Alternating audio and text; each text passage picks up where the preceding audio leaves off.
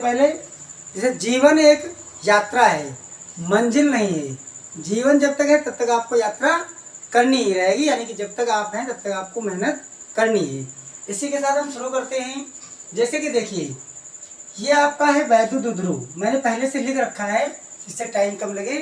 क्या लिखना है, ये आपको डायग्राम बनाना है, तो स्पीड में बना दे रहे हैं। जैसे मान लो कि आपको एक वैद्युत ध्रुव बना लेना है, बनाया जाएगा। यहाँ पर माइनस क्यू, यहाँ पर प्लस क्यू है, यहाँ पर ए बी, इसका मध्य बिंदु ओ है, ओ से लंबवत दिशा में क्या है, एक बिंदु पी है। इस बिंदु पर हमको वैद्युत क्षेत्र की तीव्रता का व्यंजक प्राप्त करना है। तो यहाँ पर वैद्युत क्षेत्र की तीव्रता का व्यंजक प्राप्त करने के लिए, वैद्युत क्षेत्र की तीव्रता ज्ञात करने के लिए यहाँ पर तीव्रता को घटकों में बांटा जाता है। तो घटक क्या होते हैं, यहाँ पर मान लो ये प्लस चार्ज है तो माइनस की ओर, सॉरी बाहर की ओर, और ये माइनस चार्ज है तो अंदर की ओर, यानी P से A की ओर, यहाँ B से P की ओर। ठीक है, वैद्युत क्षेत्र की तीव्रता होगी। यहाँ पर दो घटकों में इसको विभाजित किया जाता है।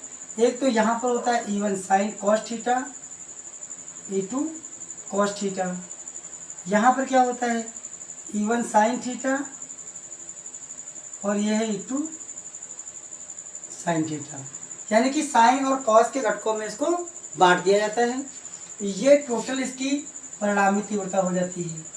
तो अब आगे हम शुरू करते हैं, इसको समझाते हुए पढ़ाएंगे, देखिएगा ध्यान से, समझो।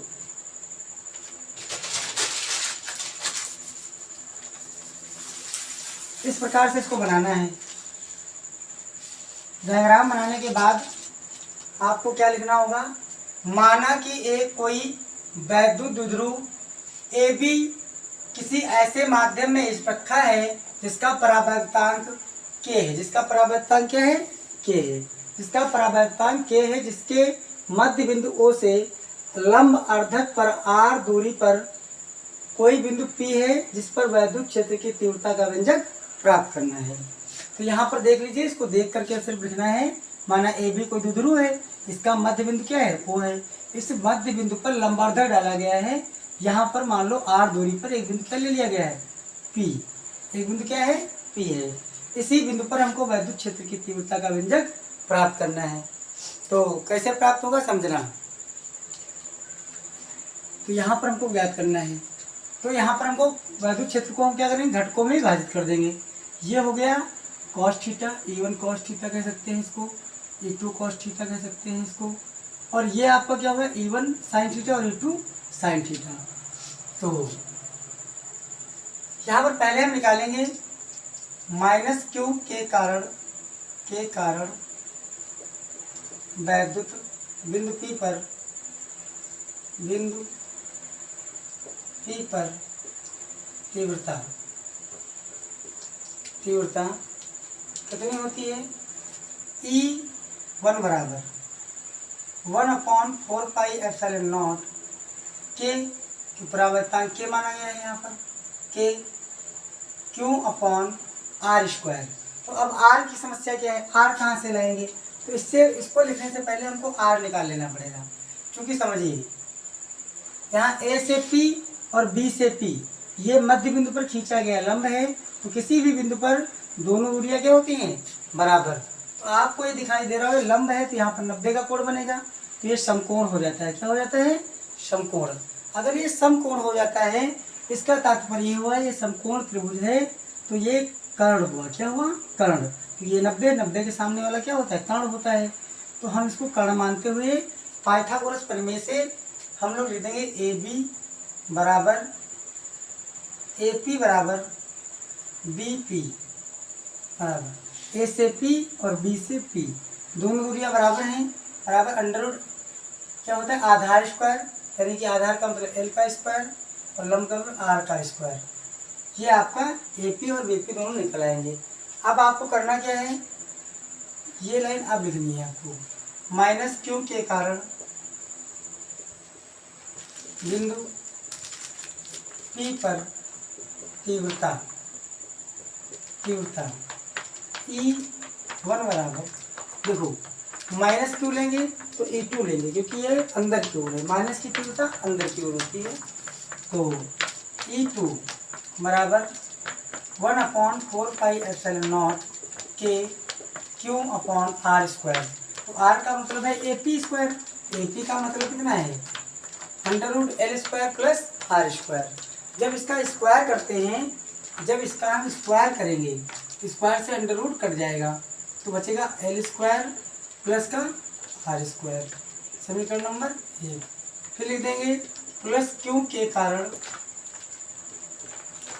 बिंदु P पर तीव्रता। प्लस क्यू के कारण निकालेंगे तो प्लस क्यू के कारण क्या है, B से P की दिशा में, ये आपका है P से A की दिशा में, A की दिशा में। तो यहाँ पर P पर कितना हो जाएगा, E1 बराबर 1/4πε0 क्यू अपॉन आर स्क्वायर। फिर B से P आर है तो दूरी बराबर ही है, स्क्वायर करने पर रूट कट जाएगा। यहाँ पर सीधे लिख रहे हैं L² प्लस आर स्क्वायर। समीकरण नंबर 2। ये क्या है, B से P की दिशा में,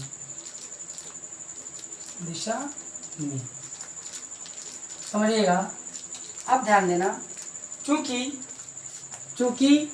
E1 cos sin थीटा और E2 sin थीटा, ये दोनों आपस में क्या हो जाएंगे, निरस्त हो जाएंगे, क्योंकि परिमाण में क्या है, समान है, लेकिन दिशा में क्या है, विपरीत है। तो परिमाण में समान तथा दिशा में विपरीत होने की वजह से एक दूसरे को निरस्त कर देंगे। तो यहाँ पर ये आप लिख देना, चूंकि E1 sin थीटा तथा E2 sin थीटा परिमाण में समान तथा दिशा में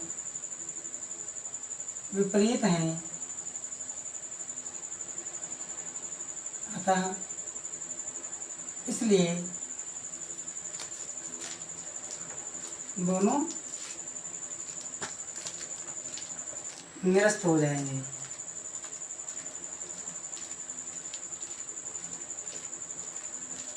दोनों क्या हो जाएंगे, निरस्त हो जाएंगे। तो बिंदु P पर परिणामी तीव्रता E बराबर E1 cos theta plus E2 cos theta. इतनी बात समझ में आ गई होगी। तो अब हम लोग क्या करते हैं, E1 और E2 का यहाँ से समीकरण 1 और 2 से क्या कर देंगे, मान रख देते हैं। तो E1 का मान कितना है, 1/4πε0 के क्यू अपॉन आर स्क्वायर और प्लस L² और cos थीटा, प्लस E2 का मान भी सेम है 1/4πε0 के Q upon R square plus L² और cos थीटा। इतनी बात समझ में आ गई। अब क्या करना है, समझो। अब आपको देखो, सेम दोनों हैं, दोनों क्या हैं, सेम हैं। सेम होने की वजह से इन दोनों को क्या कर देंगे, जोड़ देंगे। क्या कर देंगे, जोड़ देंगे। तो 1/4πε0 के Q upon R square plus L² into 2 cos theta. अब ये जोड़ने का मतलब चाहे यहाँ 2 लिखो चाहे यहाँ, मल्टीप्लाई में दोनों जगह बराबर रहता है, तो हो जाएगा 2 cos थीटा। अब ध्यान देना होगा आप लोगों को, क्या ध्यान देना है, समझो। इस cos थीटा को हटाना है, तो cos थीटा का मान कहाँ से लाएंगे, क्योंकि cos थीटा बराबर क्या होता है, आधार बटे कर्ण। तो ये यहाँ पर क्या है, आधार है L और कर्ण क्या है, AP लिखो चाहे BP, दोनों की दूरियाँ बराबर हैं। L upon √R² plus L²। ये आपका क्या हो गया, cos थीटा की वैल्यू हो गई। यहाँ पे रख देते हैं हम लोग। तो अब करने के लिए इतना आप लोग इसको आप लोग शॉर्ट स्क्रीन ले लीजिए, उसके बाद करना होगा, ठीक है। देखो अब थोड़ा सा मिटाना पड़ेगा।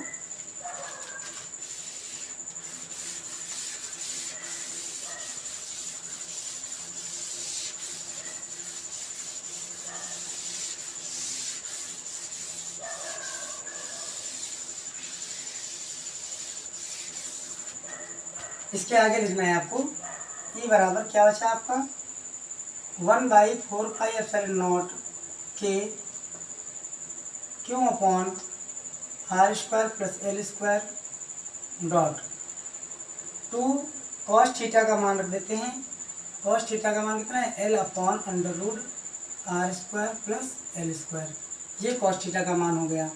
तो यहाँ पर 1/4πε0 के Q इंटू 2L अपॉन इसकी पावर 1 है और इसका मतलब क्या होता है इसको लिख देते हैं एक बार r² + l²। इसका मान हो गया r² + l²। रूट को हटाते हैं इसलिए 1/2 पावर होती है। रूट का मतलब 1/2 घात होता है। इसलिए क्या होगा इन दोनों के बेस बराबर। यहाँ पर कितना पावर मानते हैं 1, यहाँ पर कितनी पावर होती है 1 होती है। ये वाला और ये वाला दोनों बेस बराबर है इसलिए घातें जुड़ जाती हैं। Q इंटू 2L चूँकि P बराबर पढ़ाया गया था Q इंटू 2L होता है। P बराबर क्या होता है Q इंटू 2L होता है।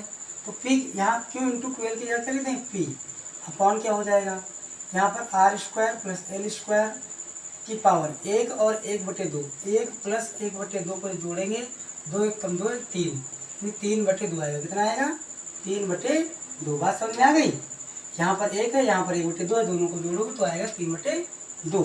यहाँ पर आपने लिख दिया 1/4πε0 के यहाँ पर P अपॉन यहाँ पर समझना ध्यान से लिख देना क्योंकि R >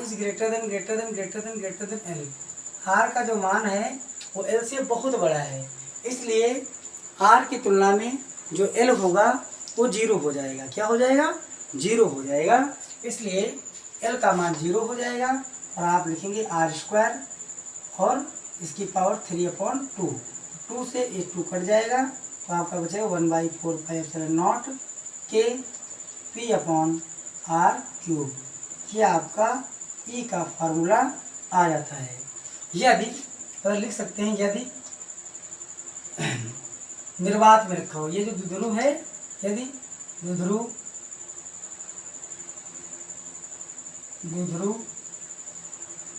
निर्वात में हो तो अगर निर्वात में है तो K का मान कितना होता है 1 होता है। कितना होता है 1 होता है। इसलिए कितना आएगा आपका E बराबर आपका आ जाएगा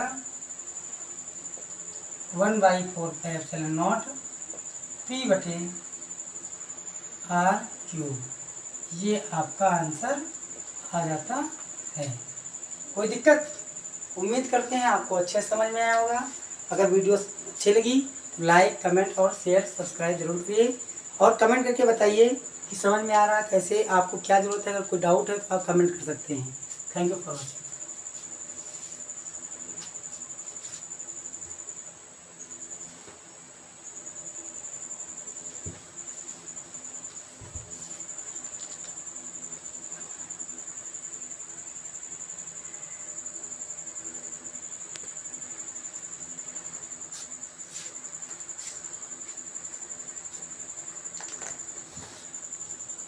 क्या होगा बंद करो।